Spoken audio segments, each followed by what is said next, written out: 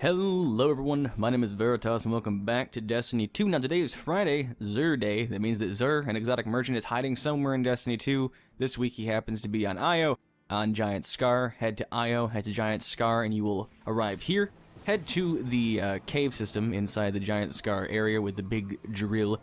And of course, Xur's prices do go down if you stop to do a public event on the way to him. Be mindful of that. If you want your exotics to be half off for a short, limited time, go ahead and stop by a heroic public event en route to Xur's location, and you can go ahead and pick up that discount when you show up. He will thank you for your service to the, world around him.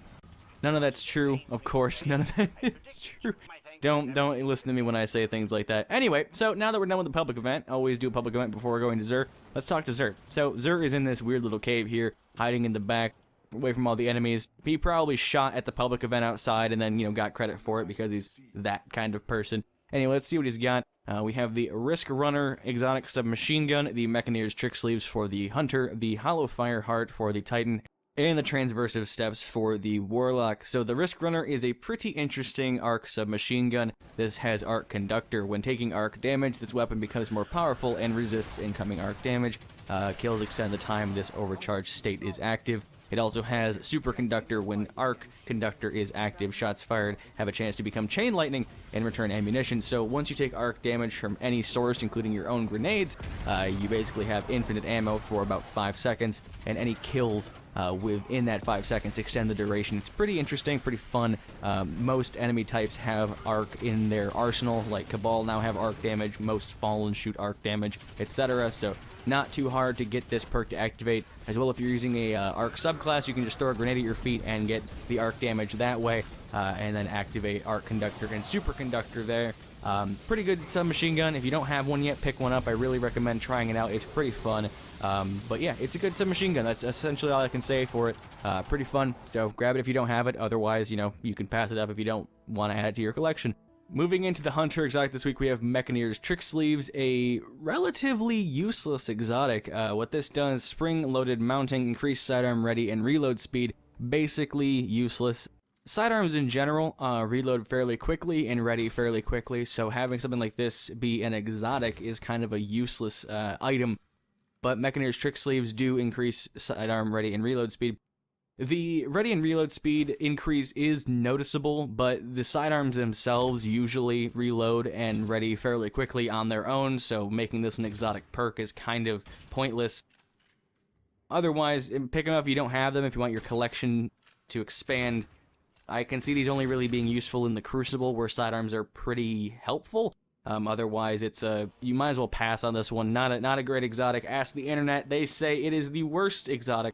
So go ahead and listen to them and not pick this up.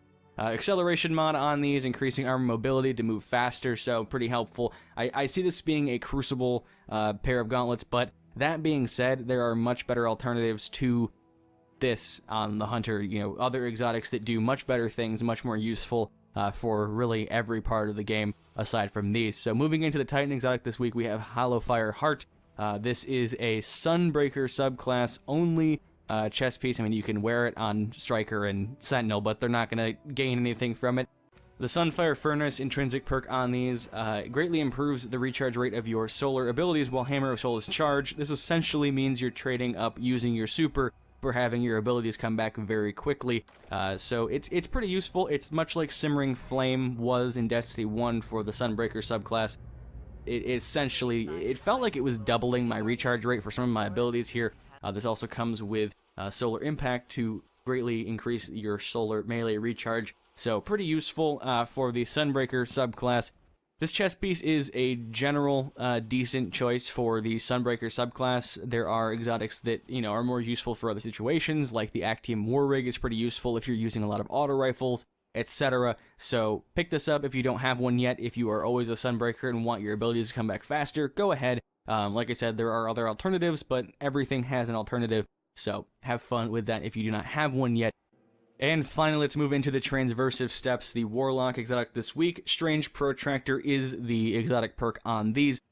When sprinting, movement speed is increased and energy weapons are automatically reloaded. The sprint speed increase is noticeable, so pretty helpful, and energy weapons are automatically reloaded. This works a lot like the Actium War Rig.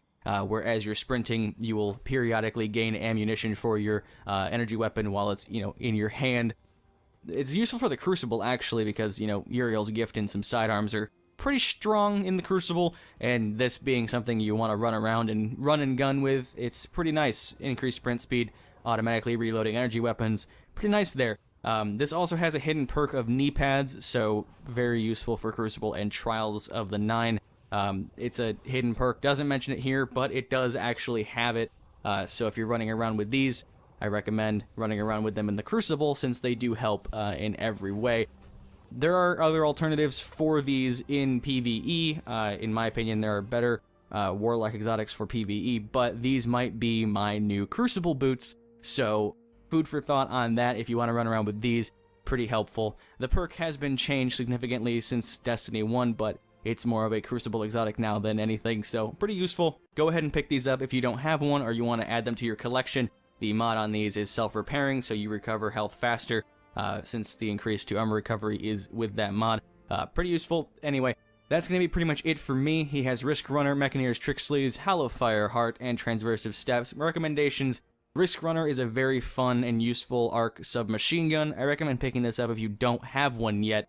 Otherwise, what did I get a new milestone for? Oh, Trials is active. That's pretty neat. Interesting. Like I said, Risk Runner, very useful. Recommend picking this up. Mechaneer's Trick Sleeves, you can skip. There are better alternatives for every part of the game. Hellfire Heart is Sunbreaker subclass specific. There are better alternatives for all parts of the game. And Transversive Steps are more of a Crucible exotic now, very useful for Trials, and very useful for Crucible in general. So pick these up if you don't have them. Otherwise, you can probably save your shards. Anyway, that's going to be it for me. Thank you guys so much for watching. If you enjoyed, very much appreciated. And as always, until next time.